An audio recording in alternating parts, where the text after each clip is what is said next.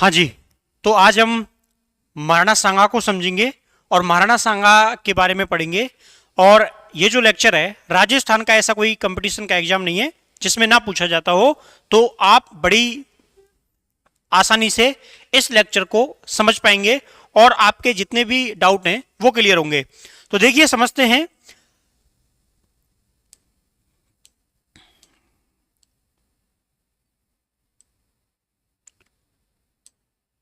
सबसे पहले देखिए महाराणा सांगा।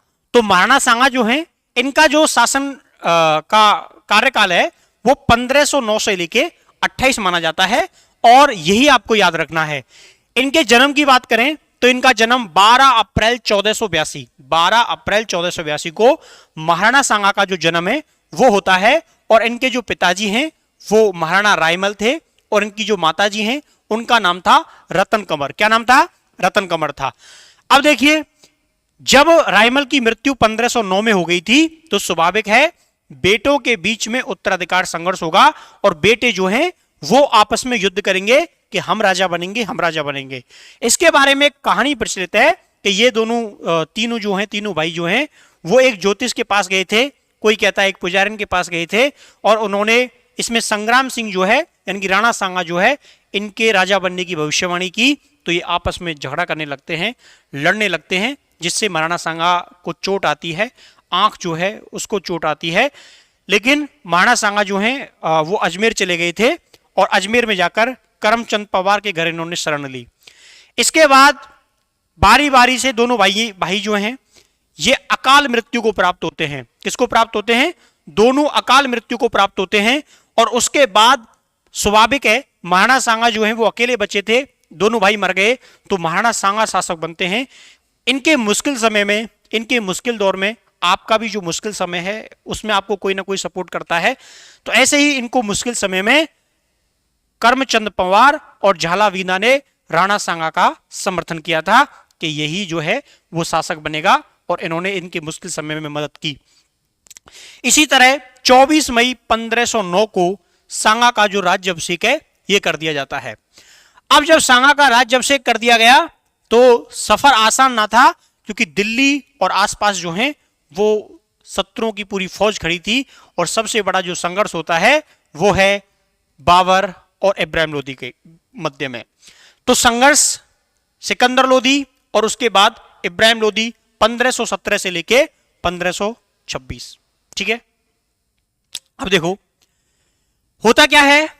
खातौली का युद्ध जो इतिहास में प्रसिद्ध भी है और कई बार पेपर में पूछा जाता है, ये खातौली का युद्ध जो है, ये खातौली पहले वर्तमान में बूंदी में है और पहले ये कोटा में थी। ठीक है, तो आपको याद रखनी है वर्तमान में कहां पे है, ये बूंदी में। तो खातौली का युद्ध जो है वो 1517 में हुआ था, और इस खातौली के युद्ध में इब्राहिम लोदी जो है उसकी हार हो जाती है। इब्राहिम लोदी जो है वो खातौली का युद्ध हार गया। इसके बाद दूसरा जो बैटल है जिसको कहा जाता है बांडी का युद्ध। कौन सा युद्ध?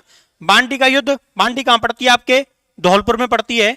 और यहां पर जो इनके सेनापति थे जिनका नाम था मियां हुसैन और मियां माखन।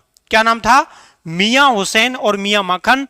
इन दोनों को परास्त कर दिया जाता है और इस युद्ध को भी जीत लिया गया। तो बांडी का युद्ध और खातौली का युद्ध, दोनों के दोनों युद्ध जो हैं वो सांगा के द्वारा विजित कर लिए गए। जब सांगा ने इन युद्धों को जीत लिया तो उसी समय एक घटना घटित होती है। 1526 में इब्राहिम लोदी जो है वो मारा जाता है। इब्राहिम लोदी कैसे मारा गया था? तो आप लोगों ने मुगल काल में पढ़ा था या पढ़ेंगे कि बाबर के साथ 1526 में इसका संघर्ष होता है, और पानीपत के मैदान में इब्राहिम लोदी बाबर से लड़ता हुआ मारा गया। इसमें तो कोई सांगा का योगदान भी ना है। लेकिन यहां अब दिल्ली का नया मुखिया कौन बन चुका है? बाबर बन चुका है। तो बाबर के साथ महाराणा सांगा का संघर्ष होगा। इब्राहिम लोदी तो मर गया, उसके साथ तो अब क्या ही होगा, लेकिन महाराणा सांगा का संघर्ष बाबर के साथ होता है। अब बाबर के साथ संघर्ष क्यों हुआ, इसके भी कारण है, क्योंकि कोई भी चीज बेवजह तो होती नहीं। आप लोगों के साथ भी कोई चीज होती है तो वो कोई बेवजह होती है ना, उसके पीछे कोई कारण होता है। यहां बाबर आरोप लगाता है सांगा के ऊपर।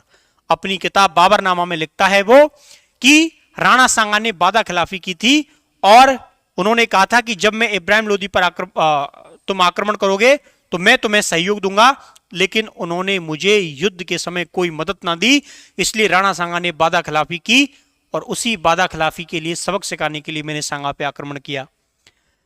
अब यहां कई बड़े इतिहासकार, कई बड़े टीचर ये दावा करते हैं कि साहब बाबरनामा में लिखी हुई कोई बात को हम कैसे सच मान लें, वो तो मुसलमानों ने लिखी है, उस बात को कैसे सच मान लें, क्योंकि और कोई समकालीन इतिहासकार इस बात का दावा नहीं करता और कोई इस चीज को नहीं कहता। तो उसी बारे में यह है कि अबुल फजल जो है, अबुल फजल बाबरनामा की इस बात पर अपनी सहमति देते हैं। इसके अलावा एस ब्रुक विलियम और लैंडपूल और एर्स्किन ये भी बाबरनामा में लिखी हुई बात को दोहराते हैं। ठीक है, यह तो उनका पक्ष हो गया, शत्रुओं का पक्ष हो गया कि भाई शत्रु ये कहते हैं कि बाबर और राणा सांगा में संवाद होता था। क्या कोई भारतीय भी इस बात को लिखता है या दावा करता है? तो यहां स्टोरी उल्टी है, लेकिन समझना कि जीएन शर्मा जो हैं ये मेवाड़ व मुगल सम्राट में लिखते हैं कि पत्र वाली जो बात है कि राणा सांगा ने बाबर को पत्र लिखा, इस पर वो संदेह प्रकट करते हैं, लेकिन वो ये कहते हैं कि बाबर ने जब इब्राहिम लोदी पर आक्रमण किया था तो सांगा के पास अपना दूध बेचा था, यानी कि बाबर और राणा सांगा के बीच में कम्युनिकेशन तो हुआ था, मुलाकात तो हुई थी, बातचीत तो हुई थी, लेकिन ये कहते हैं कि सांगा ने नहीं की, बाबर ने सांगा के पास भेजा और यह कहा कि जब मैं लोदी पर आक्रमण करूंगा तो तुम मुझे मदद देना, और इब्राहिम लोदी को मदद का भरोसा दिया जाता है सांगा के द्वारा। और यह बात जो है वो सैलदी तमर जो है, सैलदी जो है, इनके संवाद और इनके मध्यस्थता से ये सब कुछ पूर्ण होता है। तो ये कौन कहता है? ये कहते हैं जीएन शर्मा। किसमें कहते हैं? मेवाड़ में मुगल सम्राट में, और इसका उल्लेख जो है वो भी मिलता है। पप्पू सिंह प्रजापति की किताब भी इस बात को लिखती है, कहती है। तो और ऐसा नहीं कि ये कोई चीजें नहीं है, आप जब भी कोई फर्स्ट ग्रेड या असिस्टेंट प्रोफेसर की तैयारी करते हैं तो कई टीचर इन चीजों को लिखवाते हैं, पढ़ाते हैं, बताते हैं, और कई यूनिवर्सिटी की किताबों में चलते हैं। आप ऐसे कहोगे नहीं सर हम नहीं मानेंगे, ना मानने से क्या होगा? आरपीएससी मानती है, उत्तर गलत मान लेती है, हम तो भरते हैं गोले कट ऑफ में बाहर, फायदा क्या? अब देखो, इस बैटल युद्ध के बाद दो लोग, हसन खां मेवाती और मोहम्मद खान लोदी, ये दोनों के दोनों राणा सांगा का समर्थन करते हैं, सहयोग करते हैं। क्या करते हैं? समर्थन करते हैं, सहयोग करते हैं। एक यहां पर युद्ध होता है बयाना का युद्ध, जिसके बारे में बहुत लोग कहते हैं कि साहब हमने तो बाबर को बयाना के युद्ध में पेल दिया था, असल में वो था नहीं। बयाना का युद्ध जो है वो 16 फरवरी 1527 को होता है। कब होता है? 16 फरवरी 1527 को होता है। जो दुर्ग के किलेदार थे, जिनमें एक था मेहंदी ख्वाजा और दूसरा था सुल्तान मोहम्मद, ये दो लोग थे, मेहंदी ख्वाजा और सुल्तान मोहम्मद। इनको परास्त कर दिया जाता है, इनको भगा दिया जाता है, और इस बैटल में दो लोग थे, एक चंद्रभान और एक मणिकचंद्र। चंद्रभान और मणिकचंद्र ने बयाना युद्ध को जिताने में मदद की थी, सहयोग किया था। इसके अलावा एक व्यक्ति का नाम आता है मोहम्मद शरीफ। क्या नाम आता है? मोहम्मद शरीफ। इन्होंने भविष्यवाणी की, इन्होंने भविष्यवाणी की थी कि बाबर जो है वो युद्ध हारेगा, लेकिन ये भविष्यवाणी गलत साबित हुई। कई बार पूछ लिया जाता है कि भविष्यवाणी किसके द्वारा की जाती है, तो मोहम्मद शरीफ के द्वारा की जाती है। तो आपको जितने भी फैक्ट बताए गए हैं, पॉइंट बताए गए हैं, वो आपको ध्यान रखने हैं, ज्ञात रखने हैं। अब हम खानवा का युद्ध जो है वो पढ़ेंगे, लेकिन खानवा के युद्ध की एक अलग वीडियो आएगी तुम्हारे सामने, क्योंकि इंपॉर्टेंट युद्ध है राणा सांगा का, और इंडियन हिस्ट्री में इसको काफी वैल्यू मिलती है, इस युद्ध को काफी वेटेज मिलता है। आप सोशल मीडिया से लेकर आम लोगों की जिंदगी में इसकी चर्चा रहती है। तो खानवा के युद्ध पर एक अलग वीडियो आएगी, एक अलग लेक्चर आएगा, जिसमें विस्तृत जो जानकारी है वो दी जाएगी कि आखिर खानवा के युद्ध में कौन कौन सी महत्वपूर्ण चीजें हुई, कैसे युद्ध लड़ा गया था। तो खानवे के युद्ध हम अलग से पढ़ेंगे। समझ आया तुमको? यस। तो राणा सांगा से संबंधित आपका कोई सवाल है तो आप कमेंट बॉक्स में पूछ सकते हैं, लिख सकते हैं और जवाब मांग सकते हैं। मिलते हैं जल्द नेक्स्ट लेक्चर में, तब तक के लिए थैंक यू, धन्यवाद, बाय बाय। अगर आपने इस चैनल को सब्सक्राइब नहीं किया है तो जुड़े हमारे साथ और बने रहें इतिहास की क्लास में। Thank you.